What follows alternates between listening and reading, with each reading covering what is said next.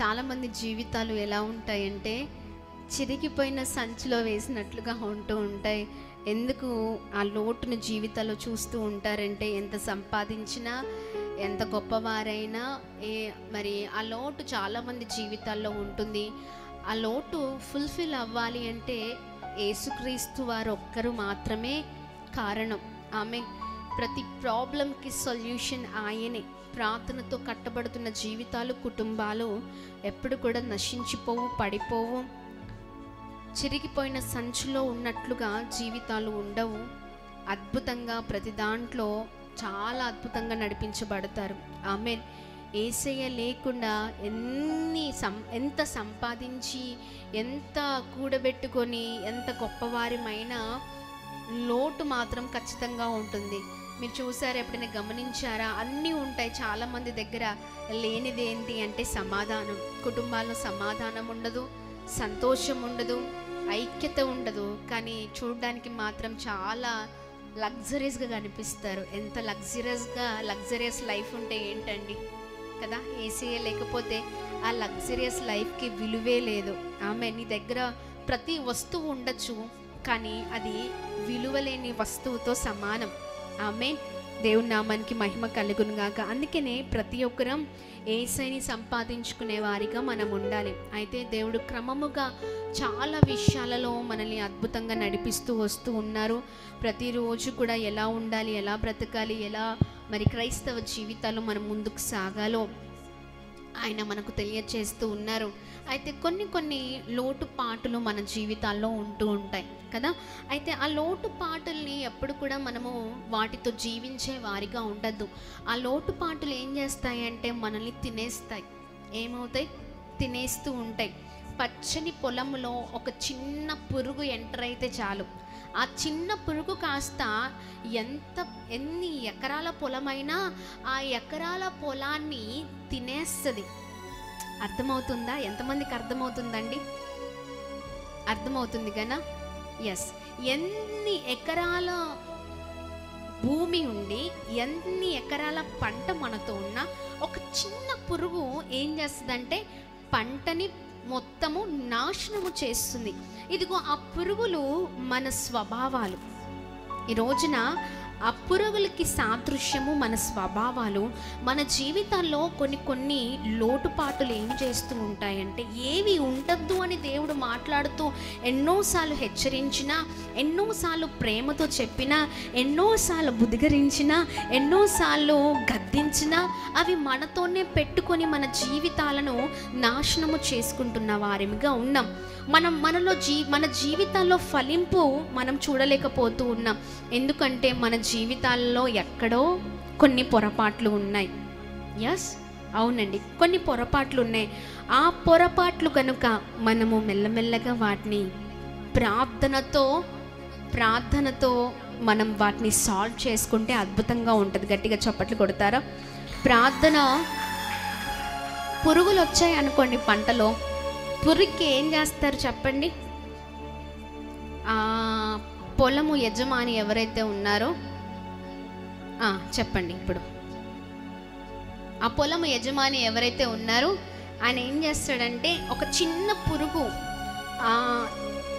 చూశాడు ఆ పొలములో, ఆకులు తినేయడము, అభివృద్ధి లేకపోవడం చూశాడు. చూసిన వెంటనే ఆ పొలానికి సంబంధించిన ఓనర్ ఏం చేస్తాడు? వ్యవసాయకుడు ఏం చేస్తాడు? మందు కొడతాడు. ఏం మందు కొడతాడు? ఏదో పురుగుకి సంబంధించిన పురుగు చచ్చిపోవడానికి మందు కొట్టేస్తాడు. అవునా కదా? లేదు, తినని ఎంత తింటదో చూస్తా అంటాడా? అన్నాడు. ఎందుకంటే అది చిన్న చిన్నగా ఆ పొలమంతటిని నాశనం చేస్తూ ఉంటుంది. చిన్నదే కదా అని మనం అనుకోవచ్చు, కానీ ఆ చిన్నది ఎంత పెద్ద పొలాన్నైనా నాశనం చేస్తుంది. అగ్గిపుల్ల ఎంత ఉంటుంది చెప్పండి? మ్యాచ్ బాక్స్లో ఫైర్ స్టిక్ ఎంత ఉంటుంది? చిన్నదే. ఒక స్టిక్ చాలు అడవినంత తలగబెట్టడానికి. అంతే కదా బ్రదర్? ఒక చిన్న పురుగే కదా, ఏం పర్లేదు. మనం అనుకోవచ్చు ఒక చిన్న బలహీనతే కదా, ఏం పర్లేదండి, మెల్లమెల్లగా ఇంకా మారుతాను, టైం ఉంది కదా, అంటూ ఉంటారు. అవునా కదా? ఎప్పుడు చూసినా టైం ఉందండి, ఇంకా టైం ఉందండి, ఇంకా టైం ఉందండి. టైం లేదు. టైం మన చేతిలో లేదు. ఈరోజు చూసిన వారిని మనం రేపటి రోజున ఉదయం చూడాలంటే ఈ రోజు నైట్ ఏమవుతుందో కూడా మనకు అర్థం అవ్వట్లేదు. హఠాత్తుగా మరణాలు సంభవిస్తూ ఉన్నాయి. బాత్రూంలో కాలు జారి హఠాత్తుగా చనిపోతున్నారు ఎంతోమంది. కాలు జారి చనిపోవడం ఏంటండి? నడుస్తూ నడుస్తూ గుండె ఆగిపోతున్నది ఎంతోమందిది. వెళ్తూ వెళ్తూ ప్రయాణం చేస్తూ కార్ డ్రైవ్ చేస్తూ ఒక అతనంట ఇక్కడ నియర్ బై టేకులపల్లి దగ్గర డ్రైవ్ చేస్తూ పలానా వాళ్ళకి తెలిసిన వారికి యాక్సిడెంట్ అయి చనిపోతే వారికి సంబంధించిన అంత్యక్రియలు ఇవన్నీ చేసి మొత్తం అంతా కూడా వారికి చనిపోయిన తర్వాత సమాధి అవి అన్నీ చేసి వస్తున్నారంట. అంతే. వాళ్ళకి భద్రాచలం జరిగింది పండితాపురం దగ్గర యాక్సిడెంట్. పండితాపురంలోనే వాళ్ళది. అది కంప్లీట్ చేసుకొని భద్రాచలంకి ఈ వేళ షార్ట్ కట్లో వెళ్దామనేసి ఆయన వెళ్తున్న క్రమంలో టేకులపల్లి దగ్గర ఆయన కార్ డ్రైవ్ చేస్తూ వస్తూ ఉన్నారు. డ్రైవింగ్ సీట్లోనే ఉన్నారు, డ్రైవింగ్లోనే ఉన్నారు. కార్ డ్రైవ్ చేస్తున్న మూమెంట్లో సడన్గా గుండె ఆగిపోయింది. కారులోనే చనిపోయారు. అంటే చూడండి, ఆయన ఆ రోజు అంటే ఆయన చనిపోతాడని తనకు తెలుసా? తెలీదు. అంతసేపు అక్కడ జరిగిన వాటిలన్నిట్లో ఆయన పాల్గొన్నాడు. కోల్పోయిన కుటుంబం ఏదైతే ఉందో వారిని ఓదార్చాడు. తిరిగి వారి ఇంటికి వెళ్ళడానికి ఆయన ఆ జర్నీలో వెళ్తూ ఉండగా హఠాత్తుగా ఆయన మరణించాడు. అంటే సమయం మనది కాదు. అందుకని దేవుడిస్తున్న సమయాన్ని మనము సద్వినియోగము చేసుకోవాలి. గట్టిగా చప్పట్లు కొడదామా? చాలామంది ఈ అమూల్యమైన సమయాన్ని సద్వినియోగం చేసుకోవట్లేదు, కానీ దుర్వినియోగం చేసుకుంటూ ఉంటున్నారు. ఎలా టైం పాస్ చేస్తే బాగుంటుంది? టైం ఏంటి? పాస్ చేయాలి. టైం పాస్ చేయాలి. ఎలా ఒకటి రోజంతా గడిచిపోవాలి అంతే. అలా ఉండడానికి వీల్లేదండి. దేవుడు మన జీవితాలలో ఈ క్షణాన్ని ఇచ్చారంటే ఆ క్షణము కూడా విలువైనది మన జీవితానికి. ఈరోజు నైట్ ఏం జరుగుతుందో కూడా తెలీదు. విజయవాడ ప్రాంతంలో సింగ్ నగర్, ప్రకాష్ నగర్ ఇలాంటి ఏరియాస్లో సడన్గా వాటర్ వచ్చేసాయి. సడన్గా అప్పటికప్పుడే వాటర్ వచ్చేసాయి. రాజేశ్వరి నగర్ ఈ ఏరియాస్ అన్నిటికీ వాళ్ళు ఎప్పుడు అనుకోలే, వాళ్ళ చరిత్రలో అనుకోకపోవచ్చు. పెద్ద వర్షం వచ్చినా ఇక్కడ ఏం నీళ్ళు రావనుకోవచ్చు. అప్పటికప్పుడు వారు అనుకోలేదు వారి జీవితాలు అలా అయిపోతాయని. సడన్గా జరిగిపోయింది. అంటే సడన్గా ఏదైనా జరగచ్చు కదా, సడన్గా ఏదైనా సంభవించవచ్చు మన జీవితాల్లో. అయితే ఎన్నో చూస్తూ ఉన్నాం, మనలో మాత్రం మార్పు ఉండట్లేదండి. మనలో మాత్రం మన జీవితాల్లో ఎన్నటికీ మార్పు ఉండలేకపోతూ ఉంది. మనం అలా ఉండడానికి వీల్లేదు. మనం గొప్పవారు అవ్వాలి, మనం ఫలించాలి, మనం అభివృద్ధిలోనికి నడిపించబడాలని దేవుడు నిత్యము ఆశ పెట్టుకున్న దేవుడై ఉన్నారు. మనల్ని నడిపిస్తున్న దేవుడై ఉన్నారు. ఆయన ఇచ్చిన ఈ అవకాశాన్ని సద్వినియోగం చేసుకోకుండా దుర్వినియోగం చేసుకుంటున్న వారిగా ఉన్నాం. అయితే చెప్పండి, ఇందాక చెప్పినట్లుగా ఆ చిన్న పురుగే ఏమవుతుంది? పంటనంతా నాశనం చేస్తుంది. చిన్న పురుగే కదా, ఇంత పంటని ఎలా నాశనం చేస్తుంది? నాశనము చేసినప్పుడు చూద్దాంలే అని అనుకుంటే అది నైట్కి నైటే నాశనం చేయొచ్చు. అర్థమవుతుందా అండి? ఇప్పుడు ఈరోజు సాయంత్రం ఆ చిన్న పురుగుని చూసాం పొలంలో. ఏముందిలే, కొడదాంలే రేపు సాయంత్రం అని అనుకున్నాం అనుకోండి, అది చూసి ఇంటికి వచ్చేసాం.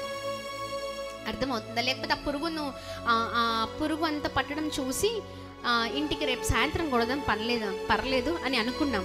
కానీ నైట్కి నైటే పంటంతా నాశనం చేసేసి మొత్తం కొలాప్స్ అయిపోయింది. ఉదయం లేచి మళ్ళీ పొలంలోకి వెళ్తే ఏముండదు అక్కడ. అర్థమవుతుందా? అనుకోవచ్చు చిన్నదే కదా అనుకోవచ్చు, మనం కూడా చిన్న పొరపాటే కదా అని అనుకోవచ్చు.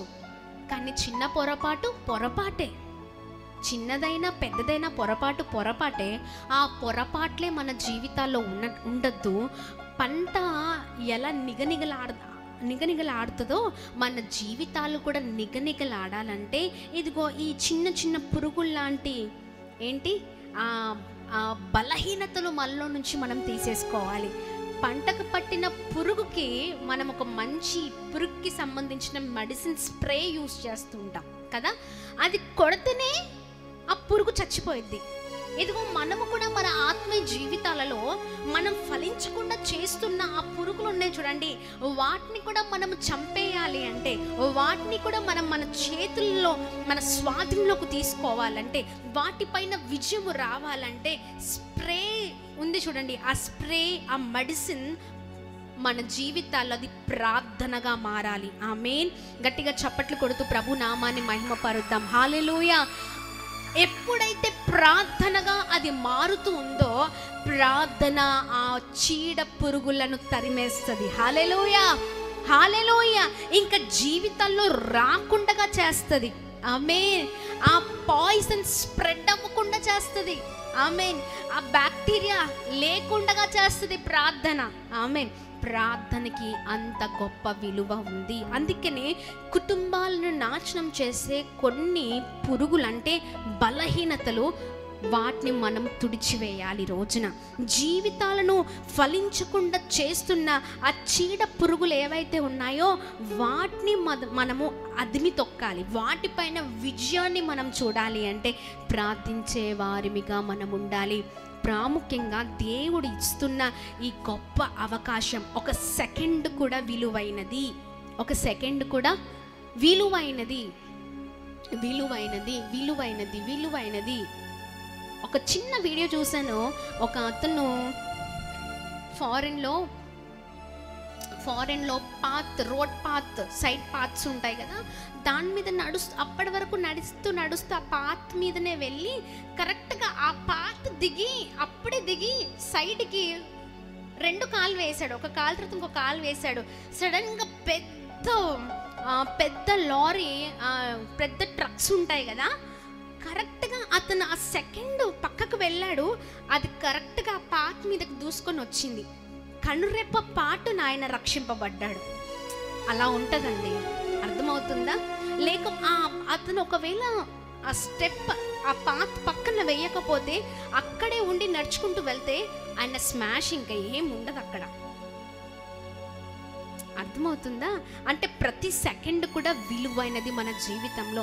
దేవుడి అవకాశాన్ని మన జీవితాల్లో ఎందుకు ఇస్తూ ఉన్నారంటే మన జీవితాలు మార్చబడాలి, మనం గొప్పవారు అవ్వాలి, మనం ఫలించాలని. చూద్దాం ఈ రాత్రికాల సమయంలో ఒక చక్కని మాటను చూద్దాం. యోబు గ్రంథము 5వ అధ్యాయము 2వ వచనంలో ఒక మాట రాయబడింది. ఆ మాటని ప్రతి ఒక్కరం చూద్దాం. మైక్లో చదవండి బ్రదర్. యోబు గ్రంథము 5వ అధ్యాయము 2వ వచనం.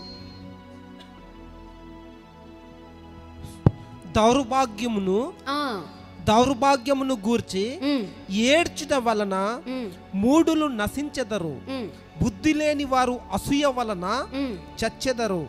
ఎస్, ఈ కింద మాట చూడండి, అండర్లైన్ చేయండి. ప్రతి ఒక్కరి బైబిల్లో అండర్లైన్ చేయండి. బుద్ధి లేని వారు అసూయ వలన చచ్చెదరు. బుద్ధి లేని వారు అసూయ వలన చచ్చెదరు. ఈ రోజున మన అంశం ఏంటో తెలుసా? ఈ చీడ పురుగులో ఒక పురుగు మన జీవితాల్లో ఉండేది ఏంటి అంటే అసూయ. చెప్పండి ఏంటి? అసూయ. ఎస్, అసూయ.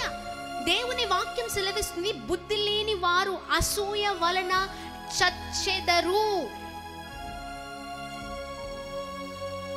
ఈ అసూయ ఉంటదే, ఈ అసూయ పంటనంతా నాశనం చేస్తుంది. అంటే జీవితం అంతటిని నాశనము చేస్తుంది ఈ అసూయ.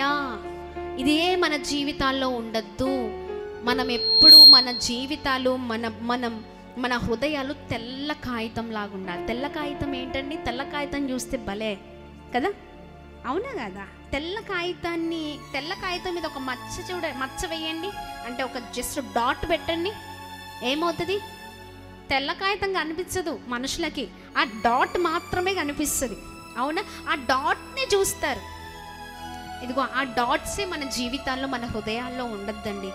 ఈ రోజున ఆ చీడ పురుగు అనేది అనగా ఆ అసూయ గనక మనం ఉంటే, చూడండి, బుద్ధి లేని వారు అసూయ వలన చచ్చెదరు అనే మాటను మనం ఇక్కడ చూస్తున్నాం కదా, అది 100కి 100% కరెక్ట్. ఎస్, అసూయ క్రైస్తవ జీవితాల్లో ఉండకూడదు. అసూయ మన జీవితాల్లో మనం ఉంచుకొని, మన జీవితాల్లో మనము ఈ అసూయ మనల్ని ఎదగకుండా చేస్తుంది, ఫలించకుండా చేస్తుంది, మనం అభివృద్ధిలో కలగకుండా చేస్తూ ఉంది. ఈ క్రైస్తవ జీవితాల్లో ఈ కొన్ని పొరపాట్లు, ఈ బలహీనతలు మనం తుడిచివేసుకోవాలి, దేవుని రాజ్యంలో అడుగు పెట్టాలి. ఆమేన్. ఎంతమందికి ఉంది దేవుని రాజ్యంలో అడుగు పెట్టాలని? ఎంతమందికి ఉందండి దేవుని రాజ్యంలో? అందరికీ ఆశే కదా, దేవుని రాజ్యంలో నేను ఉండాలండి. ఎంతమంది ప్రార్థన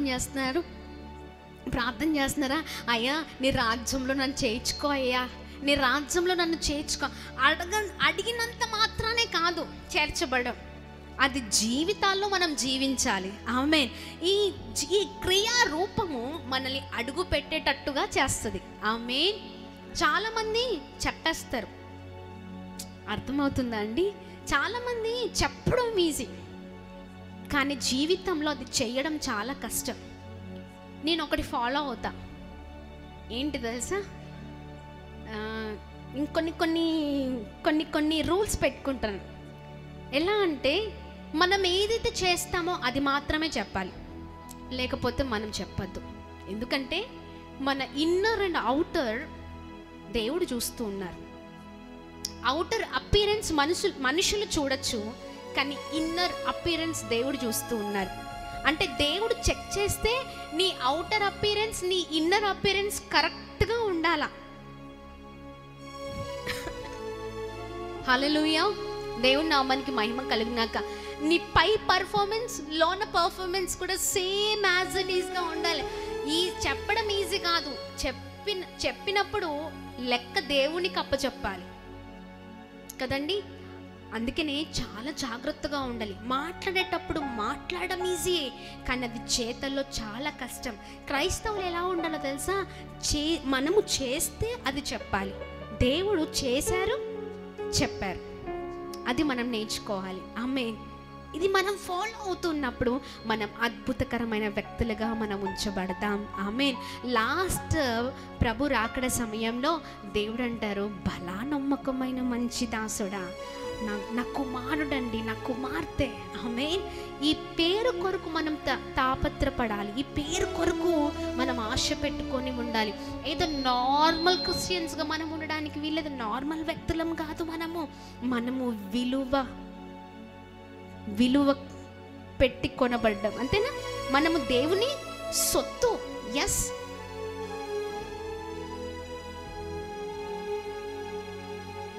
ఆయన విలువైన రక్తము చేత మనము కొనబడ్డాం. మనం స్పెషల్,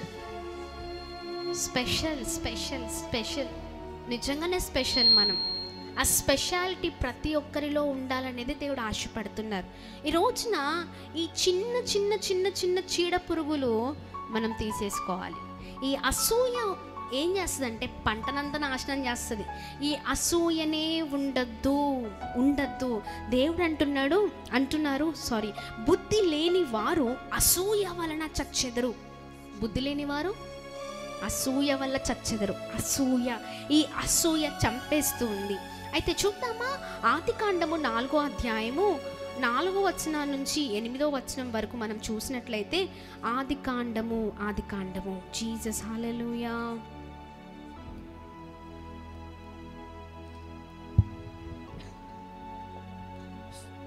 ఆదికాండము 4వ అధ్యాయము 4వ వచనం నుంచి చదువుతారా బ్రదర్?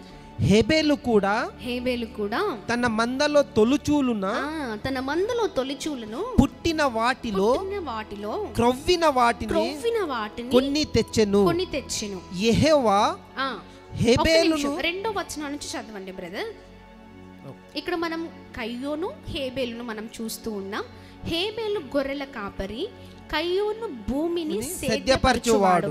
అయితే అమ్మగా ఒక నిమిషం బ్రదర్, మీరు అనొచ్చు అమ్మగారు ఇది చిన్నప్పటి నుంచి తెలిసిన విషయమే, కొత్తగా చెప్పడం ఏంటి అంటే బైబుల్ మొత్తం తెలుసు, కానీ మనం ఏం చేస్తున్నాం, జీవితాలలో అది పాటించట్లేదు కదా. తెలుసు కానీ క్రియలలో అది ఉండాలి.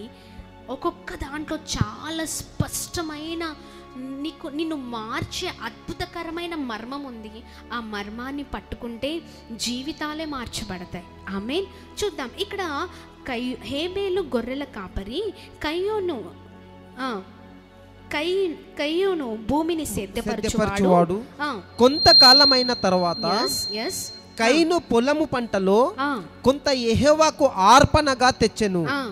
హేబేలు కూడా తన మందలో తొలుచూలున పుట్టిన వాటిని, పుట్టిన వాటిలో క్రొవ్విన వాటిని కొన్ని తెచ్చెను.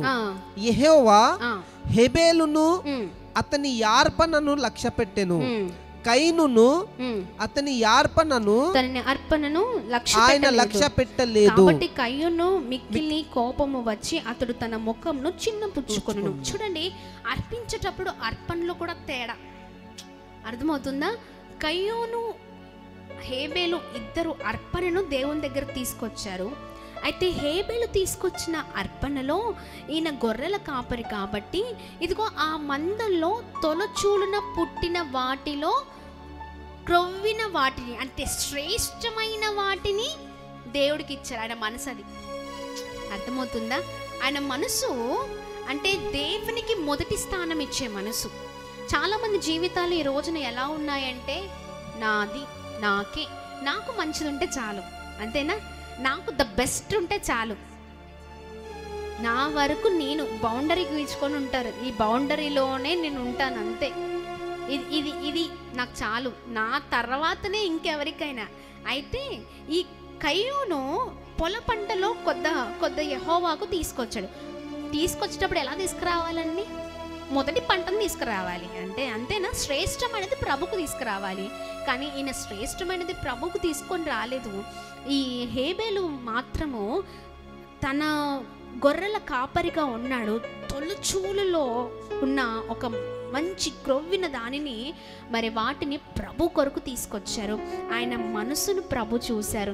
ఎంత చక్కని మనసు ఉంటే ప్రభు కొరకు మొదటి అడుగేస్తాడు, అవునా కదా? ఆ మనసును దేవుని చూశారు. అయితే దేవునికి కావాల్సింది మనసు కదా. ఆయన ఆయన అర్పణలో ఆయన అర్పిస్తున్నాడంటే ఆయన మనసును బట్టి ఆయన అర్పిస్తున్నాడు. ఇదిగో ఆ మనసును చూసిన దేవుడు హేబేలు తీసుకొచ్చిన అర్పణని చూశారు. ఎంత పెద్దదా ఎంత చిన్నదా అని కాదు, నీ మనసు ఎలా ఉందో దేవుడు చూస్తున్నాడు అక్కడ. ఆమె దేవుని నామానికి మహిమ కలుగును గాక. గట్టిగా చప్పట్లు కొడుతూ ప్రభు నామాన్ని అందరం కలిసి మహిమ పరుద్దామా? ఈ అర్పణని, హేబేలు ఇచ్చిన అర్పించిన అర్పణని దేవుడు స్వీకరించారు. కయ్యున్నది మాత్రము ఆయన స్వీకరించలేకపోయారు. ఎందుకు అంటే దాంట్లోనే తన మనస్తత్వం తెలిసిపోయింది కదా. ఎస్, అవును. అయితే ఇలా దేవుడు హేబేలుది అర్పణ స్వీకరించిన తర్వాత కయ్యోను అసూయను చూడగలుగుతూ ఉంటాం మనం. ఇక్కడ చూసినట్లయితే 5వ వచనంలో కయ్యోను అతని అర్పణను ఆయన లక్ష్య పెట్టలేదు. కాబట్టి కయ్యోనుకు మిక్కిలి కోపము వచ్చి అతడు తన ముఖము చిన్నబుచ్చుకొనగా యెహోవా కయ్యోనుతో, నీకు కోపమేలా, ముఖము చిన్నబుచ్చుకొని ఉన్నావేమిటి అని అంటున్నారంట.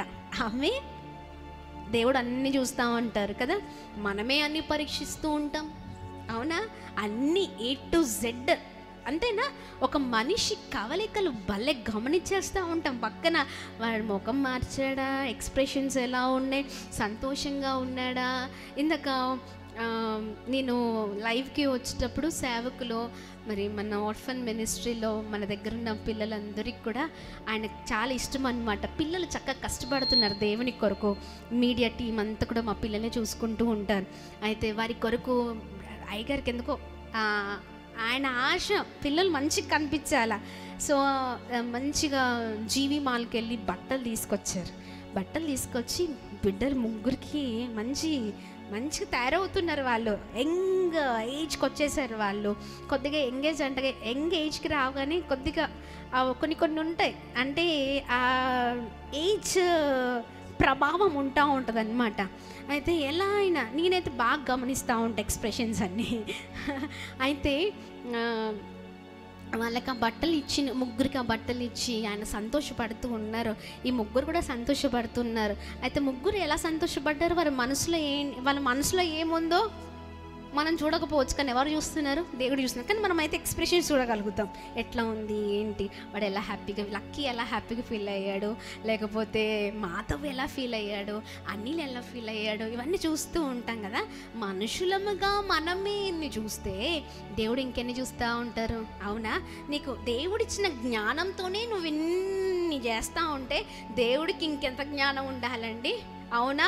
హిడెన్ అన్నీ కూడా, అంటే దాగి ఉన్నవి కూడా చూడగల దేవుడు. ఆమెన్. హిడెన్వి మనం చూడలేం, దాగి ఉన్నవి మనం చూడలేం. పై రూపానికి మాత్రం చూడగలుగుతాం. కానీ ఏదైతే హైడ్ అయిపోయిందో, ఏదైతే హిడెన్ అయిపోయిందో, ఆ ఎక్స్ప్రెషన్స్, ఆ హృదయం అంతా కూడా ప్రభు చూడగలుగుతారు. ఇదిగో దేవునికి మనకు అదే తేడా, అంతే కదా?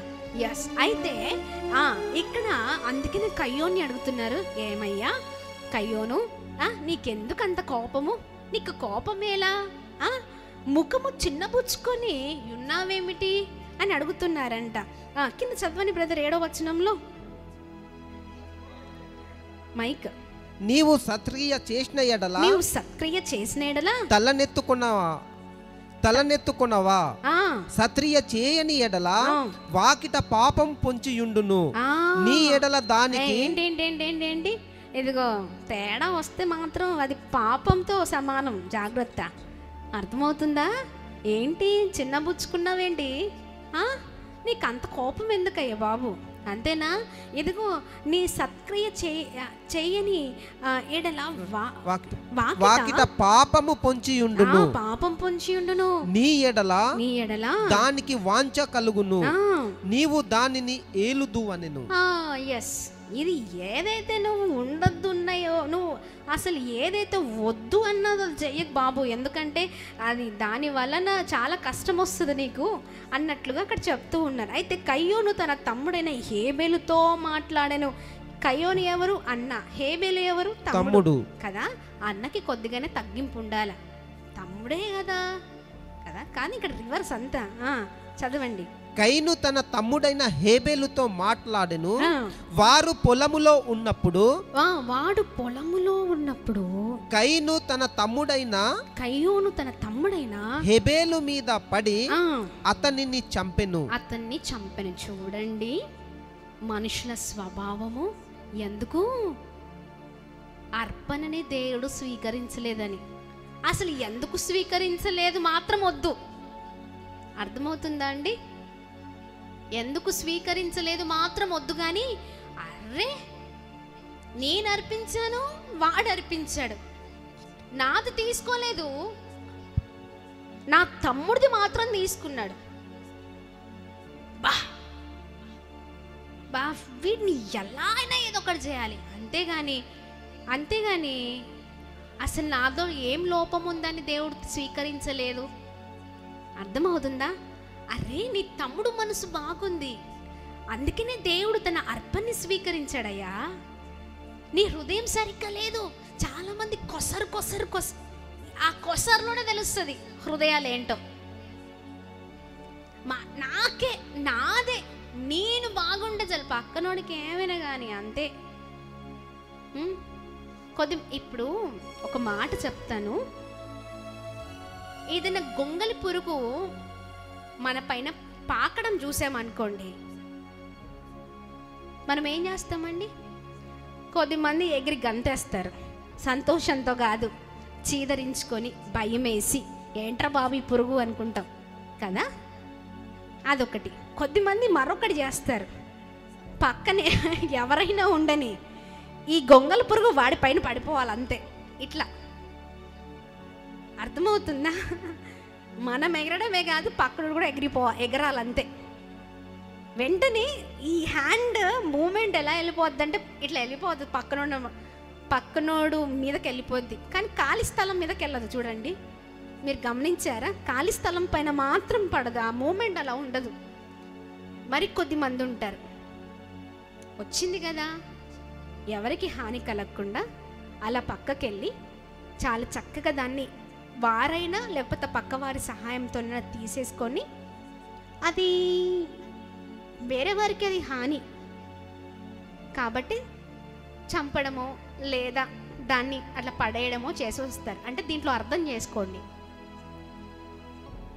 మన మీద పడ్డది పక్కనోడు మీద పడేయాలి అంతే. మనం సేఫ్, పక్కనోడు బలి, అంతేనా? అలా చాలామంది జీవితాలు అలా ఉంటున్నాయి. అదే ఉండద్దు అంటున్నారు దేవుడు. కయ్యోనికి అర్థం కావట్లే, ఈయన అర్పణని నేను అన్నా, అరే నా అర్పణ తీసుకోలేదు వాడు, ఆఫ్టర్ ఆల్ నా తమ్ముడు, నేను పుట్టిన తర్వాత వాడు పుట్టాడండి, నాది తీసుకోకుండా వాడి అర్పణని ఎలా తీసుకుంటాడు దేవుడు అసలు అని పగ పెట్టేసుకున్నాడు. కానీ కయ్యోను అర్థం అవ్వట్లే, అరే నా అర్పణని దేవుడు ఎందుకు స్వీకరించలేదు? ఇంకో ఈ మైండ్ సెట్ కావాలి ప్రజలకి. ఏంటి? ఎందుకు జరగలేదు, ఎందుకు కార్యం జరగట్లేదు, ఎందుకు జీవితాలు ఫలించట్లేదు, ఎందుకు అభివృద్ధి కలగట్లేదంటే ఈ పురుగు ఉంది చూడండి, ఈ అసూయ ఉన్న పురుగు కయ్యోనిలో ఉంది. అందుకే ఎవరు స్వీకరించలేదు? యెహోవా స్వీకరించలేదు. అయితే కోపం పెట్టేసుకున్నాడు, పగ పెట్టేసుకున్నాడు. వెంటనే తమ్మునితో మాట్లాడడం ప్రారంభించాడు. వారు పొలములో ఉన్నప్పుడు కయ్యోను తన తమ్ముడైన హేబేలు మీద పడి అతన్ని చంపెను. ఎస్, కింద వచనాల్లో మనం చూసినట్లయితే యెహోవా నీ తమ్ముడైన హేబేలు ఎక్కడున్నాడని కయీను అడగగా అతడు నేనెరుగను, నా తమ్మునికి నేను కావలి వాడనా? అబ్బా, అరే ఎన్ని మాటలన్నీ ఎన్ని డైలాగ్స్ కదా, భలే ఉంటాయి డైలాగ్స్. మన డైలాగ్స్ అయితే ఏంటయ్యా నన్ను అడుగుతున్నావు, నేను కాపలి వాడినా? ఇందాక ఆల్రెడీ యెహోవా అనే ఎక్స్ప్రెషన్స్ని గమనించారు, అవునా? దేవుడు గమనించరే. ఏంటయ్యా బాబు నీకెందుకయ్యా అంత కోపం, నీకు కోపమేలా? అంతేనా? నీకు కోపమేలా? ఎందుకు ముఖాన్ని చిన్నపుచ్చుకొని ఉన్నావేమిటి అని అడిగారు. అది చూసిన దేవుడు ఈయన చేసిన పని చూడడంటారా? చూస్తారు. చూసి వాంటెడ్లీ దేవుడు ఏం చేశారు? కయ్యోనునే అడిగారు, బాబు కయ్యోను మీ తమ్ముడు ఎక్కడయ్యా అని అడిగితే ఏమంటున్నాడు? అదేంటి నేను ఎరగను, అసలు నేను వాడికి ఆయనకి ఏమైనా కాపలి వాడినా, నన్నెందుకు అడుగుతున్నావయ్యా అని అంటున్నారు. చూడండి, చేసింది తప్పు, చేసింది పాపము. చంపడం అంటే ఏంటండి? అంటే ఆ హృదయము చూడండి, అది మూర్ఖ హృదయము, అది అసూయతో కూడిన హృదయము. ఆ హృదయమే దేవుడు వద్దు అని అంటూ ఉన్నారు. ఈ రోజున మనము యోబు గ్రంథం 5:7 చదివాం కదా, బుద్ధి లేని వారు అసూయ వలన చచ్చెదరు అని. అదిగో అలాంటి హృదయాన్ని దేవుడు ఎన్నటికీ కూడా స్వీకరించరు. కయ్యోను గ్రహింపు లేదు. ఏంటి అంటే అసలు నేను ఇచ్చినది ఎందుకు స్వీకరించలేదు ప్రభువు అనేది మాత్రం గ్రహింపు లేదు, కానీ కక్ష పెట్టేసుకున్నాడు. ఈ గ్రహింపే కావాలి క్రైస్తవులకి. ఎందుకు జరగట్లేదు, ఎందుకు అవ్వట్లేదు, ఏ పొరపాటు ఉంది? ఆ పొరపాట్లు ఏవైతే ఉన్నాయో ఆ పొరపాట్లను మన నుంచి మనము తొలగించుకునే వారిమిగా ఉండాలి. హల్లెలూయా. మళ్ళీ అడిగితే కయ్యోను అంటున్నాడు, నేనేమైనా కాపలి వాడినా? చూడండి, కొద్దిగా కూడా భయం లేదు. అవునా? భయం ఉందా? భయం లేదు. కింద వచనంలో మనం చూసినట్లయితే కావలి వాడినా అను. తర్వాత 10వ వచనం చదవండి బ్రదర్. అప్పుడు ఆయన నీవు చేసిన పని ఏమిటి? నువ్వు చేసిన పని ఏమిటి? నీ తమ్ముని రక్తము యొక్క స్వరము, నీ తమ్ముని రక్తమును. ఒక నిమిషం 10వ వచనం కదా. అప్పుడు నీవు చేసినది ఏమిటి? నీ తమ్ముని రక్తము యొక్క స్వరము నేలలో నుండి నాకు మొరపెట్టుచున్నది. ఏంటండి, ఎక్కడి నుంచి మొరపెట్టుతుంది? నేల చంపేశాడు, ఆయన రక్తం ఎక్కడ పడింది? నేలలో పడింది. ఆ నేలలో పడ్డ రక్తము, ఆ స్వరము ప్రభుకి మొరపెడుతుందంట. అందుకనే జాగ్రత్త, రక్తము కూడా మొరపెడుతుంది. చూడండి ఎంత అద్భుతకరమైన మాట. చూడండి, నీ తమ్ముడైన హేబెలు ఎక్కడ నీకు అయ్యోని అడగా, అతడు నేనెరుగను, నా తమ్మునికి నేను కావలి వాడనా అనెను. అప్పుడైనా నీవు చేసిన పనేమిటి? నీ తమ్ముని రక్తము యొక్క స్వరము, నీ తమ్ముని రక్తము యొక్క స్వరము నేలలో నుండి నాకు మొరపెట్టుచున్నది. కావున నీ తమ్ముని రక్తమును నీ చేతిలో నుండి పుచ్చుకొనుటకు నోరు తెరచిన ఈ నేల మీద ఉండకుండా నీవు శపింపబడిన వాడవు. గట్టిగా చప్పట్లు కొడదామా? చప్పట్లు కొట్టాలి. ఎందుకంటే దేవునికి అసాధ్యమైనది ఏది లేదు. ఆయన సమస్తాన్ని చూస్తున్న దేవుడు. ఆయన సమస్తమైన విషయాల్లో తన కన్ను దృష్టి ఖచ్చితంగా ఉంచి ఎవరికి న్యాయము చేయాలో, ఎవరి విషయంలో దేన్ని చేయాలో దేవుడు అది చేసే దేవుడై ఉన్నారు. చూడండి, నేలలో నుండి నీ చేతిలో నుండి పుచ్చుకొని నీ తమ్ముని రక్తమును నీ చేతిలో నుండి పుచ్చుకొనుటకు నోరు తెరచిన ఈ నేల మీద ఉండకుండా. నేల ఏమి చేసింది? నోరు తెరుచుకుందంట. నోరు తెరిచి స్వరముతో దేవునికి మొరపెడుతుంది. అందుకే నేను ఏం చేస్తున్నాను? నీవు శపింపబడిన వాడవు. ఎవరితో అంటున్నారు? ఎస్, చూడండి, అందుకనే చాలా జాగ్రత్తగా ఉండాలి. ఆ మాట ప్రభు దేవుని నోటి నుండి మనము అనిపించుకోవద్దు. మనము శపింపబడకూడదు. మన జీవితాలు గొప్పగా ఉండాలి.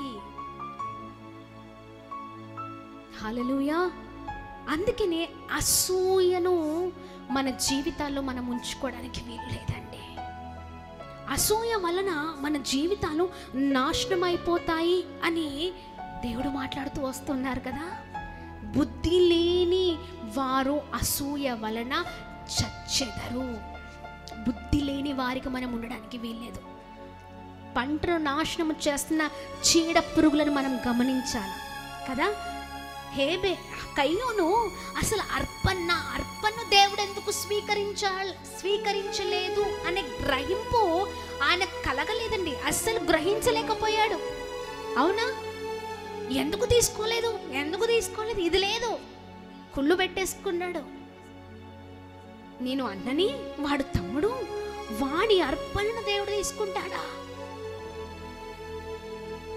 ఈ అసూయ నాశనానికి గురి చేస్తుంది. ఆమేన్. ఈ రోజున మన జీవితాల్లో కూడా ఒకవేళ అసూయ ఉంటే, మన జీవితాల్లో ఈ చిన్న చిన్న చీడ పురుగులు ఉన్నాయి చూడండి, పంటను నాశనము చేసి, జీవితాలను, ఆత్మీయ జీవితాలను నాశనం చేసి, ఎదగకుండా చేసి, ఫలింపు లేని జీవితాలు, ఫలాలు లేని జీవితాలను ఈ అసూయ లాంటి చీడ పురుగులు తినేస్తున్నాయి. అందుకనే వాటిని మన చేతులతో మనము నరికివేయాలి. ఆమేన్. మన చేతులతో మనం చంపివేయాలి. ఎలా వీటిని నుంచి ఎలా మనము బయటపడతామంటే, దీనికి మెడిసిన్ ఒక్కటే, దీనికి మందు ఒకటే. అవి చచ్చిపోవాలంటే మనము ప్రార్థన అనే మెడిసిన్ ఉపయోగించాలి. గట్టిగా చప్పట్లు కొడదామా? హల్లెలూయా, హల్లెలూయా. ప్రార్థన అనే ఈ మెడిసిన్ ఏం చేస్తుందంటే అద్భుతమైన రీతిలో ఈ ప్రార్థన వాటిని చిత్తక తొక్కేస్తుంది. ఆమేన్. ఏం చేస్తుంది? చిత్తక తొక్కేస్తుంది. ఈ ప్రార్థన అద్భుతమైన రీతిలో ప్రతి ఆటంకం పైన విజయాన్ని తీసుకొని వస్తుంది. ఆమేన్, ఆమేన్. ఈ రోజున సొంత అన్న పైన, లేకపోతే సొంత తమ్ముడి పైన, ఇంట్లో ఉన్న వాళ్ళపైన అసూయను పెంచుకుంటున్నారేమో. చాలామంది ప్రాణ స్నేహితులమండి అని అంటూ ఉంటారు. అవునా? ప్రాణ స్నేహితులు ప్రాణాన్ని తీసే స్నేహితులుగా మారిపోతూ ఉన్నారు. ఎక్కడ చూసినా ఇవే న్యూస్లు. అవునా? రీసెంట్గా ఎన్నో చూసాం. ప్రాణ స్నేహితులు ఏం చేస్తున్నారు? ప్రాణాన్ని తీస్తున్నారు. ప్రాణ స్నేహితుడికి అసలు అర్థం లేకుండా అయిపోతుంది. అవునా? ఎక్కడ చూసినా అసూయ. పైకి మాత్రము చక్కగా నవ్వుతూ ఉంటారు, లోపల చేసేది లోపల అసూయ. అసూయతో నువ్వు ఏది చేసినా, నువ్వు ఏది మాట్లాడినా, నీ తలంపులో అసూయతో ఉన్నా, నువ్వు చేసే నువ్వు ఇంకా ఏవి చేసినా, బయటికి మంచి చేయొచ్చు, లోపల అసూయ ఉండొచ్చు. నీ బయట చేసే మంచి దేవుడు చూస్తున్నాడు, నువ్వు లోన పెట్టుకున్న అసూయ దేవుడు చూస్తూ ఉన్నారు కదా. మంచిగా ఉన్నట్టే ఉంటారు. చాలామంది ఏం చేస్తారు తెలుసా? పక్కనే ఉంటారు. ఏం చేస్తారు? మనం మన వాళ్ళే కదా అని అనుకుంటూ ఉంటాం, నా వాడే కదా అని అనుకుంటాం, అరే నా తమ్ముడే కదా అని అనుకుంటూ ఉంటాం, నా ప్రాణం అండి అని అనుకుంటాం. మన పక్కనే ఉంటారు, మనతోనే ఉంటారు. అర్రే మనకే ఆశ్చర్యం అవుతుంది తెలుసా? ఎలా చేస్తారో తెలుసా? ఎలా ఉంటారండి? సైలెంట్గా, ప్లానే ఉండదు. అంటే పెద్ద ప్లాన్ అవసరం లేదు వాళ్ళకి, ఎందుకంటే మన ప్లాన్స్ అని వాళ్ళకి తెలుసు కదా, మన ఆలోచనలు నాకు వాళ్ళకి తెలుసు. మనం ఎప్పుడు ముందే చూస్తూ ఉంటాం, పక్కకు చూడం. ఈ పక్కనోడు ఏం చేస్తాడంటే పైకి మంచిగా ఉంటుంది, అన్నా లేకపోతే నేనున్నాను కదా అని అంటూ ఉంటారు, ఇంకా ఏదో అంటూ ఉంటారు, ఇంకా ఏదో చేస్తూ ఉంటారు, మనతోనే ఉన్నట్టుంటూ ఉంటారు. మనం నడుస్తూ ఉంటే రక్తపు చుక్కలు పడతా ఉంటాయి కింద. అరే ఈ రక్తపు చుక్కలు ఎక్కడి? అర్థం కాదు. అరే ఎక్కడి నుంచి వస్తుంది ఏంటి అని చూస్తూ ఉంటాం. ఈ రక్తపు చుక్కలు ఎవరివి తెలుసా? మనయే. అటు సైలెంట్గా ఎప్పుడో పొడుచుంటాడు, చూసుకో, ఆ రక్తం అలా కారిపోతూ ఉంటుంది. అంటే ప్లాన్ అవసరం లేదు, పెద్ద చక్కగా దింపేసి ఊరుకుంటాడు, పక్కనే ఉంటాడు. పక్కనున్నోడిని కూడా పక్కనున్నోడిని కూడా గ్రహించలేని వారిగా ఉంటాం.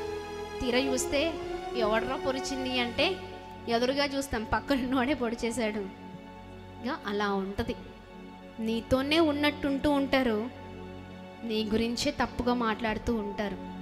కొద్దిమంది చెప్పుడు మాటలు వింటూ ఉంటారు, కొద్దిమంది ఇంకొకరిని వేరే ట్రాక్లో అసూయను పెంచుకొని వేరే ట్రాక్లో నడిపించాలని చూస్తూ ఉంటారు, ఇంకా ఏదో చేయాలని చూస్తూ ఉంటారు.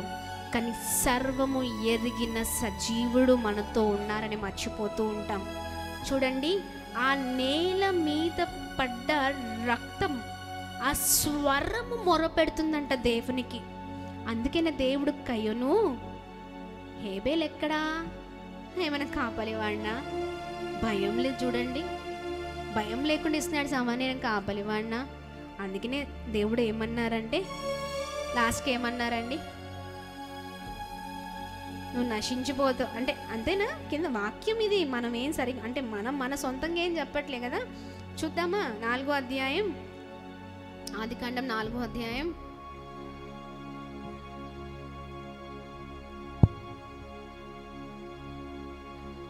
11వ వచనం. కావున నీ తమ్ముని రక్తమును నీ చేతిలో నుండి పుచ్చుకొనుటకు నోరు తెరిచిన ఈ నేల మీద ఉండకుండా. నేల మీద చేతిలో ఉన్న రక్తము ఎక్కడ పడ్డది? నేల మీద పడ్డది. ఈ నేల స్వరం అంటే ఈ రక్తము స్వరము నేల మీద పడ్డ తర్వాత ఈ నేల మీద నుండి ఆ రక్తపు స్వరము మొరపెడుతుందంట. ఈ నేల మీద ఉండకుండా నీవు శపింపబడిన వాడవు. హల్లెలూయా. చూడండి, అందుకనే మనం చాలా జాగ్రత్తగా ఉండాలి కదా. ఎందుకు నన్ను ఎందుకు దేవుడు స్వీకరించలేదు అని పక్కకు పెట్టి అసూయ పెంచుకున్నాడు, శపింపబడ్డాడు. మన జీవితాలు అలా ఉండడానికి వీల్లేదండి. ఇంట్లో ఉన్న వారిని కూడా అంగీకరించని వారు చాలా మంది, అవునా?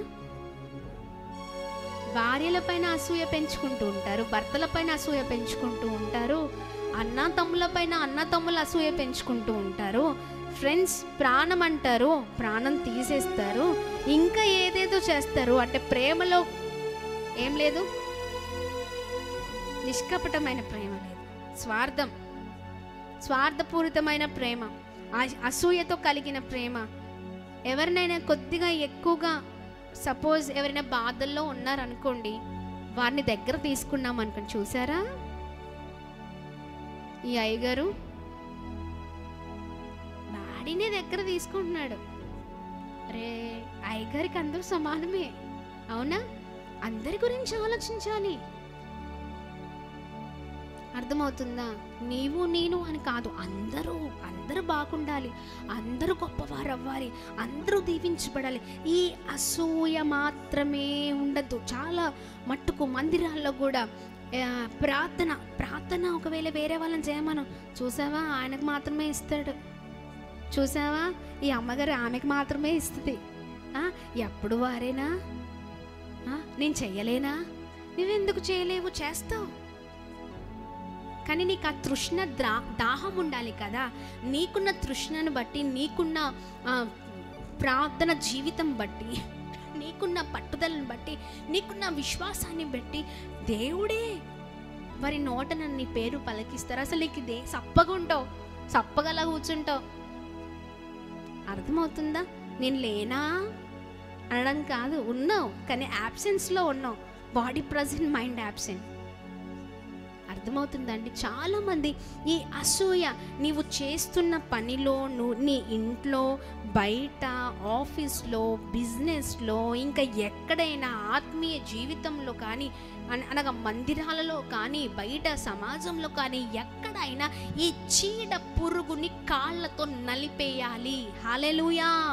నీ స్వభావం ఒకవేళ అటువంటి స్వభావం అయితే, అలాంటి స్వభావం నీలో ఉండడానికి వీలు లేదు. అలాంటి స్వభావము వల్ల నీవు చచ్చిపోతావు అని దేవుడు అంటున్నారు. హల్లెలూయా, హల్లెలూయా, హల్లెలూయా, హల్లెలూయా. దాని ద్వారా నీకు నాశనం వస్తుంది, దాని ద్వారా నీ జీవితం పాడైపోతుంది, నీవు చెదిరిపోతావు, దాని ద్వారా నీ జీవితమే భయంకరంగా ఉంటుంది. అందుకనే అలాంటివి మన జీవితాల్లో ఉండడానికి వీలు లేదు. ప్రేమించు, భర్తని ఎలా ప్రేమించు? అసూయ లేకుండా ప్రేమించు. భార్యని అసూయ లేకుండా ప్రేమించు. అమ్మా నాన్నని అసూయ లేకుండా ప్రేమించు. ఆడబిడ్డల్ని అసూయ లేకుండా ప్రేమించు. ఆమేన్. తోటి కోడల్ని అసూయ లేకుండా ప్రేమించు. అసూయ లేకుండా చూసుకో. ఆమేన్. నీకు దేవుడిచ్చిన బాధ్యత ఏదైనా ఉంటే ఆ బాధ్యతలో ఎవరైతే ఉన్నారో అసూయ లేకుండా వారిని అద్భుతంగా నువ్వు నడిపించు, వారితో నువ్వు మాట్లాడు. ఆమేన్.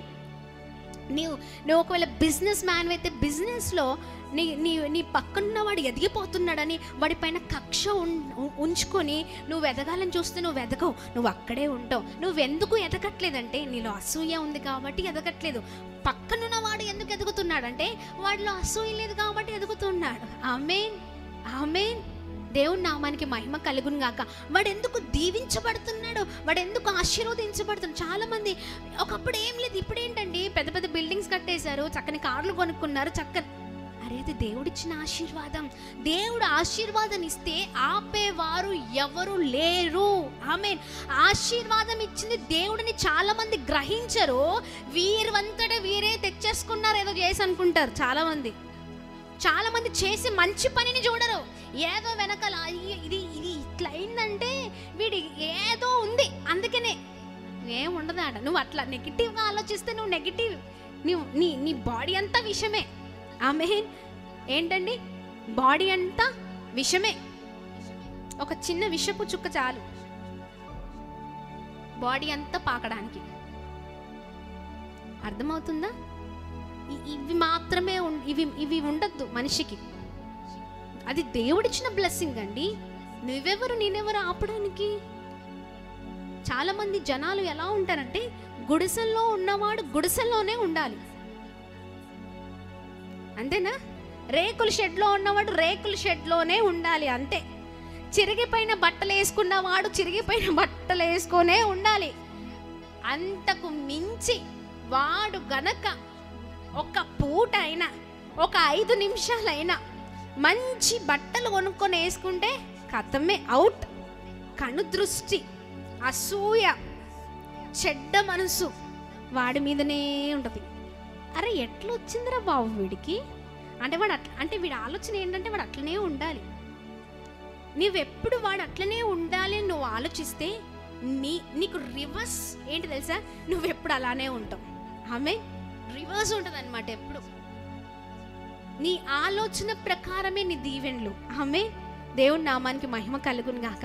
మీరు ఎప్పుడైనా గమనించారా, వెళ్తూ వెళ్తూ ఉండగా రోడ్స్ పైన, లారీల పైన వెనకాల, ఆటోల వెనకాల ఏముంటుంది బ్రదర్ మీరు చెప్పండి? రే నన్ను చూసి ఏడవకురా అని ఉంటుంది. ఇంకొకటి కూడా ఉంటుంది, ఇది చెప్పగలుగుతారా? ఇప్పుడు మీరు వెహికల్స్ నడిపారు, ఇన్ని వెహికల్స్, ఇది ఒక్కటే చూసారా? నన్ను చూసి ఏడవకురా అని ఉంటుంది. ఇంకా నా ఏడుపే నీకు ఏంటి, నీ ఏడుపే నాకు దీవెన. ఏంటండి, నీ ఏడుపే నా దీవెన. ఎందుకలా రాసుంటారు బ్రదర్? మీరు ఎప్పుడైనా గమనించారా ఎందుకు అలా ఉంటాయంటే, ఒక్కడు వెహికల్ కొంటే, లారీ కొన్నాడు అనుకోండి, అరే వాడు క్లీనర్, ఆఫ్టర్ ఆల్ క్లీనర్. అరే లారీ ఎట్లా కొన్నాడు? ఏదో చేశాడబ్బా. ఏం చేశాడు? ఏం చేయలే, కష్టపడ్డాడు. నువ్వెందుకు కష్టాన్ని చూడట్లేదు? ఎందుకంత అసూయ నీకు? నీకెందుకు ఆలోచన రావట్లేదు? ఒక మనిషిగా నీవు, చాలా మంది దైవికంగా ఉన్నవారు కూడా, అంటే దైవికంగా అంటే క్రీస్తులో ఉండి చక్కగా దేవుని మాటలు వింటూ చక్కగా మందిరాలకు వెళ్ళే జీవితాలు కూడా ఇలానే ఉన్నాయి. అలా ఉండద్దు అని దేవుడు అంటున్నారు. హల్లెలూయా, హల్లెలూయా. అరే నేను ఇంకా క్లీనర్గానే ఉన్నా, వాడేంటి ఓనర్ అయిపోయాడు? అరే నువ్వు క్లీనర్ అంటే ఒక రోజు వెళ్తావు, వారం రోజులు పడుకుంటావు. అర్థమవుతుంది? రెస్ట్ వారం రోజులు కావాలి. వారం రోజులు చేస్తావు, మిగతా వారాలన్నీ డుమ్కి. నీకు కష్టపడే స్వభావం లేదు. నువ్వెలా దీవించబడతావు? అతను తన పిల్లల కొరకు, తన భార్య కొరకు, తనకు దేవుడిచ్చిన అవకాశాన్ని సద్వినియోగం చేసుకుంటున్నాడు. రోజు కొన్ని గంటల తరబడి కష్టపడుతున్నాడు. ప్రాముఖ్యంగా చెప్పాలంటే ఒక భయం ఉంది, తనకి ఒక బాధ్యత ఉంది. అందుకని ఆయన విధి విధానాలను బట్టి అద్భుతమైన రీతిలో ఒక ఆఫ్టర్ ఆల్ లారీ క్లీనర్ అయి ఉండి ఆయన కష్టపడ్డాడు కనుక ఈ రోజున లారీ ఓనర్ అయ్యాడు. ఆమేనని చెప్పండి. ఎస్, కష్టపడ్డాడు, ఓనర్ అయ్యాడు. ఎందుకు ఆయన కష్టాన్ని చూడట్లేదు? అరే నేను ఇలానే ఉన్నాను, ఎందుకలా అయినా అంటే నువ్వు నెగిటివ్తో ఉన్నావు, నీకు కష్టపడవు, నీకు అసలు బాధ్యత లేదు కుటుంబం పైన, నీకంటూ భయము లేదు, భక్తి లేదు, ఏది లేదు. నువ్వు అక్కడే ఉంటావు. ప్రాముఖ్యంగా ఇన్ని ఉండి పక్కనోడి మీద కుళ్ళు పెట్టుకున్నావు, పక్కనోడి మీద అసూయ పెట్టుకున్నావు. నీ అసూయ నీకు రివర్స్ అవుతుంది. అంతేనా? ఏమవుతుంది? రివర్స్. అంతే, అలానే ఉంటాం. వాళ్ళు ఫలిస్తూనే ఉంటారు. మన మైండ్ ఎప్పుడు కూడా పాజిటివ్గా ఉండాలి. Positive positive positive. ఒకరి దగ్గర నుంచి మంచి తీసుకోండి, చెడు దేవునికి అప్పగించండి. ఆమేన్. ప్రార్థించండి. వీలైతే మంచి చేయకపోయినా పర్లేదు, కానీ హాని మాత్రం ఎన్నటికీ చెయ్యొద్దు. మంచి చేయకపోయినా పర్లేదు, కానీ హాని మాత్రం చెయ్యొద్దు. కయ్యూను సొంత తమ్ముడి పైన ఇంత కక్ష పెట్టుకున్నాడే, అంత తప్పు చేసి నేనేమైనా ఏమంటారు, కాపలివాణ్ణా, ఎక్కడున్నావని నన్ను అడుగుతున్నావేంటి? అంతేనా? ఎందుకు ఈ అర్పణని దేవుడు స్వీకరించలేదు అని మాత్రం వద్దు. నాలో ఏ పొరపాటు ఉంది, నాలో ఏ తప్పు ఉంది, నాలో ఏం తక్కువైందని దేవుడు అంగీకరించలేదు. ఇక నుంచి నేను అలా ఉండను, నేను మార్చుకుంటాననే స్వభావం లేదు. అసూయను పెంచుకున్నాడు, శపింపబడ్డాడు. ఇదిగో ఇది మాత్రమే ఉండద్దు క్రైస్తవ జీవితాలు. మనము ఇలాంటి చీడ పురుగులు మన జీవితాల్లో ఉంటే తీసేసుకుందామండి. ఆమేన్. దేవుని నామానికి మహిమ కలుగును గాక. హల్లెలూయా, హల్లెలూయా. మనము దీవించబడాలంటే ఇతరులను దీవించాలి. ఒక మంచి ఇంగ్లీష్ సెంటెన్స్ ఉంది, ఇది మంచి ఫార్ములా ఏంటంటే, for every action there is equal and opposite reaction. For every action there is equal and opposite reaction. బంతి నువ్వెంత గోడకి ఫాస్ట్ కొడితే అంత బలంగా రివర్స్గా, అంటే మనం కొట్టిన దాన్ని బట్టే ఉంటుంది, రివర్స్గా వస్తుంది. నువ్వెంత చిన్నగా కొట్టావా చిన్నగానే వస్తుంది, గట్టిగా కొట్టావా గట్టిగానే వస్తుంది, బలంగా కొట్టావా బలంగానే వస్తుంది. నీ యాక్షన్ని బట్టి రియాక్షన్ ఉంటుంది. నువ్వు ప్రేమిస్తున్నావా, ప్రేమ రివర్స్ వస్తుంది. నువ్వు ఒకరిని బ్లెస్ చేస్తూ ఉన్నావా, బ్లెస్సింగే రివర్స్ వస్తుంది. మనుషుల దగ్గర నుంచి రాని అవసరం లేదు, దేవుని దగ్గర నుంచి మాత్రం ఖచ్చితంగా వస్తుంది. వాడు ఎదుటి వ్యక్తిని నువ్వు శపించినా, నీ గురించి తప్పుగా మాట్లాడినా, నీ గురించి ఏమి చేసినా ఆ మనిషికి మంచి చేయి, మనిషిని ప్రేమించు. అవతల మనిషి దగ్గర నుంచి నీకు ప్రేమ రాకపోవచ్చు, కానీ ఖచ్చితంగా దేవుని దగ్గర నుంచి మాత్రం ఆ ప్రేమ, ఆ బ్లెస్సింగ్స్ ఖచ్చితంగా అక్కడి నుంచి వస్తుంది. అనుకోవచ్చు నేను ఎంత ప్రేమించినా, నేను ఎంత చూసినా ఇదే అండి, పర్లేదు దేవుడు చూస్తున్నారండి, మన గమ్యం ఆయనే కదా. నీకు ఆయన మాట కావాలా, వాళ్ళ మాట కావాలా, ఆయన మెచ్చుకోవాలా, వారు మెచ్చుకోవాలా. చాలామంది మనుషులు మెచ్చుకుంటే బాగుండు, వాళ్ళు చూస్తే బాగుండు, ఇది చేస్తే బాగుండు, అక్కడ ఇట్లుంటే బాగుండు, నన్ను పొగిడితే బాగుండు. ఎందుకు ఈరోజు పొగిడిన వారే రేపు వేస్ట్రా అంటారు. అందుకే నువ్వు వద్దు, మనకెందుకు, అవునా? దేవుడు దగ్గర మనం ఎలా ఆయన దగ్గర మనకి ఎంత పేరు ఉందో అది కావాలి. ఆమె ఆయన చూస్తున్నాడా లేదా, మనుషులు చూడనక్కర్లే, మనం చేసే పని దేవుడు చూస్తున్నాడా లేదా. అందుకనే for every action there is equal and opposite reaction. నువ్వు ఏది విత్తుతే ఆ పంటనే కోస్తావు. చక్కని ఇది పొలము కాలం కదా, పంట కాలం. ఏమంటారు, పత్తి విత్తనాలు అవి పెట్టి మొక్కజొన్న కంకులు కొయ్యాలంటే, అరే పెట్టింది ఏంటి పత్తి, అరే మొక్కజొన్న ఎలా వస్తుందండి, నాకు అర్థం కాదు. నువ్వు మొక్కజొన్న పెట్టు మొక్కజొన్న వస్తుంది, పత్తి పెట్టు పత్తి వస్తుంది, మిర్చి పెట్టు మిర్చి వస్తుంది. ఎందుకు ఈ మాట చెప్తున్నానంటే, నువ్వు ఏది పెడితే ఏది విత్తితే ఆ పంటనే కోస్తాం. అందుకనే మనం చాలా చాలా చాలా చాలా చాలా జాగ్రత్తగా ఉండాలి. ప్రేమించండి, అసూయ పెంచుకోకండి.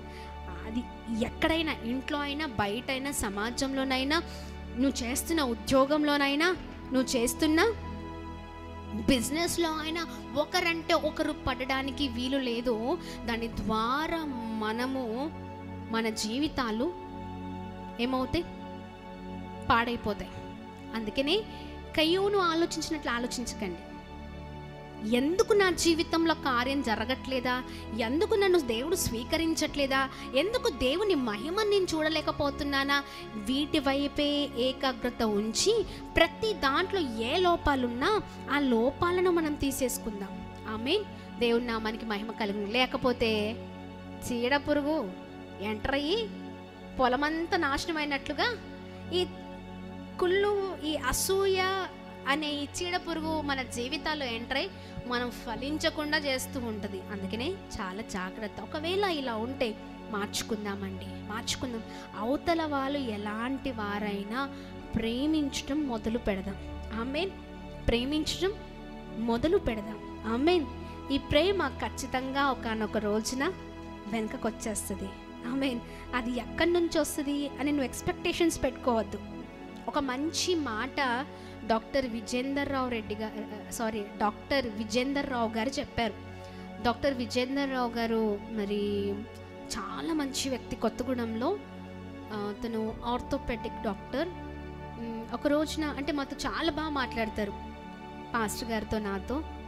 మేము వెళ్ళినప్పుడు ఎంత బిజీ ఉన్నా కానీ మేము కొన్నిసార్లు ఆయనతో మాట్లాడడానికే వెళ్తాం. ఎందుకంటే ఆయన చాలా అనుభవంతో కూడిన మంచి వ్యక్తి, మంచి గుడ్ క్వాలిటీస్ ఉంటాయి, చాలా మంచి వ్యక్తి. ఒకరోజు చాలా ఎందుకో దిగులుగా ఉన్నాము, ఆయన దగ్గరికి ఎందుకో వెళ్ళాలనిపించింది. వెళ్ళాము, అటు నుంచి వెళ్తూ ఉంటే ఆయన ఒక మాట చెప్పారు మాకు, ప్రేమించండి కానీ ప్రేమను ఆశించద్దు అన్నారు. మీరు చేసే సర్వీస్ ఏదైతే సర్వీస్ చేస్తున్నారో, అంటే పిల్లలు, వృద్ధులు ఈ పరిచర్య చేస్తున్నారు కదా, ఈ దాంట్లో ప్రేమించండి కానీ ఆ ప్రేమ తిరిగి రావాలని మాత్రం ఎక్స్పెక్ట్ చేయకండి. రాదు అది, కానీ ప్రేమించుకుంటూనే వెళ్ళండి. ఆ రోజున నిజంగా నేను ఆ మాటను రిసీవ్ చేసుకున్నాను. మన పని ఏంటి? ఈ సర్వీస్లో కొన్నిసార్లు మనతో ఉండొచ్చు, ఎవరో వచ్చారని వాళ్ళతో వెళ్ళిపోవచ్చు, ఇట్స్ నాట్ అన్ ఇష్యూ. కానీ మనం భూతద్దంలో పెట్టి చూసినంతకాలం అది అట్లనే ఉంటుంది. కానీ ఎందుకో వేదన కదా, మనుషులు మన దగ్గర నుంచి వెళ్ళిపోతే వేదన అనిపిస్తుంది. కానీ ఆయన చెప్పిన మాట, ప్రేమించండి సర్వీస్లో, you should not expect love from others. ఆమె ఆశించద్దు, ప్రేమించుకుంటూ వెళ్ళండి. ఎస్ అవును, ప్రేమించుకుంటూనే వెళ్దాం. మనుషుల దగ్గర నుంచి మాత్రం రాదు. ఎక్కడి నుంచి వస్తుంది? దేవుని రాజ్యంలో రాకడ సమయంలో, నా బిడ్డ నిన్నెంతో మంది తృణీకరించారు, నిన్నెంతో మంది అవమానించారు, నువ్వు ఎంతో ప్రేమించావు, నీకు ఎన్ని చేసినా నువ్వు ప్రేమించావు, నువ్వు మాత్రం అసూయ పెట్టుకోలేదు, నువ్వు మాత్రం ద్వేషం పెట్టుకోలేదు, నువ్వు ప్రేమిస్తూనే ఉన్నావు, ఆ ప్రేమ నేను చూస్తూనే ఉన్నాను, అందుకని యు ఆర్ ఇన్ అంటారు దేవుడు. ఆమేన్. నువ్వు లోపడే, మిగతా వాళ్ళందరూ బయటే. ఎవరైతే ద్వేషం పెట్టుకున్నారో, ఎవరైతే కుళ్ళు అసూయ పెట్టుకున్నారో, ఎవరైతే నేను చేయొద్దు అన్నాను అని ఎన్నిసార్లు ఏవైతే వద్దు వద్దు వద్దు అన్నానో ఇదిగో అవే చేశారో, వారిని దేవుడు అంటారు యు ఆర్ అవుట్ అంటారు. ఆమేన్. నువ్వెక్కడ? బయటే నడుస్తూనే ఉండాలి. ఎక్కడికి వెళ్ళాలి వాళ్ళు? విశాలమైన మార్గం. ఎక్కడికి? వెళ్ళిపో. ఎంత ఉరుక్కుంటూ వెళ్తావో, దొర్లుకుంటూ వెళ్తావో, పడిపోయి లేస్తూ వెళ్తావో వెళ్ళు, పర్లే. విశాల మార్గం కావాలనుకున్నావు కదా, ఇప్పుడు చాలా పెద్ద విశాల మార్గం ఉంది, వెళ్ళు, పర్లేదు అంటారు. అయ్యో లేదయ్యా నేను ఇన్ని చేశాను కదా. నువ్వు అన్ని చేస్తే ఏంటి? నీలో ఏముంది? అసూయ ఉంది. ఇవే ఉండద్దు అని నేను చాలాసార్లు ప్రేమపూర్వకంగా నీతో చెప్పాను, నిన్ను హెచ్చరించాను, నీతో మాట్లాడాను, నిన్నెన్నోసార్లు బలపరిచాను, నిన్నెన్నోసార్లు నా కుమార్తె కదా, నా కుమారుడు కదా అని దగ్గరికి తీసుకొని మరి మాట్లాడాను కదా. ఆ రోజు నువ్వు నన్ను లెక్క చేయలే. నేను ఇచ్చిన సమయం అయిపోయింది, ఇంక నేనేం చేయగలుగుతాను? అందుకే నేను అంటున్నాను, నువ్వెవరో నాకు తెలీదు అని. You are out from here. ఆమె అంతే, యూఆర్ అవుట్ అంతే. ఎవరైతే దేవుని మాటలు వింటూ సరిచేయబడి చాలా చక్కగా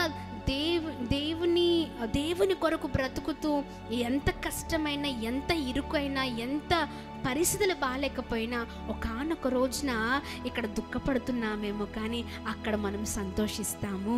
ఆమేన్. ఇక్కడ బాధపడుతూ ఉండొచ్చు అనేకుల వల్ల, కానీ అక్కడ ఎల్లప్పటికీ ఎప్పటికీ ఆనందమే, సంతోషమే, సమాధానమే, నెమ్మదే. ఆమేన్.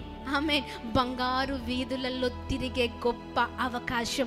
ఇక్కడ ఇల్లు లేదేమో, పర్లేదు, వాళ్ళు ఏదో ఇల్లు కట్టుకుంటున్నారని వాళ్ళ మీద అసూయ పెంచుకోకు.